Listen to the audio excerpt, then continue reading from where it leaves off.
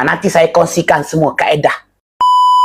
Yang jual emas adalah syarikat Public Gold. Saya sendiri buat tabungan emas melalui syarikat Public Gold. Saya tak jual emas. Saya dealer emas.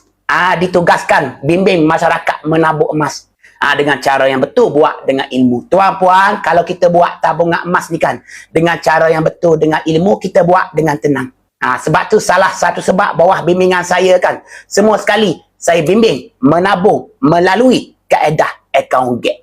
Kaedah menabung berdikit tanpa komitmen bulanan. Ada duit simpan, tak ada duit duduk diam-diam. Serendah 100 sahaja. Melalui syarikat Public Gold ni betul, kita ada beberapa kaedah. Kita boleh kunci harga, bayaran berjadual 10 bulan ataupun 6 bulan. Kita banyak duit, kita boleh beli full payment, kita boleh buat kaedah auto debit, kita boleh menabung kaedah berdikit account gap. Ada beberapa kaedah. Kita juga boleh keluarkan emas dekat mesin-mesin ATM yang disediakan oleh syarikat Public Gold. Banyaklah. Ada beberapa kaedah. Cuma untuk saya kongsikan beberapa kaedah, tuan-puan mesti buka dulu akaun emas percuma. Nanti saya kongsikan semua kaedah. Tuan-puan boleh buat tabungan mengikut kemampuan tuan-puan sendiri. Tak ada masalah.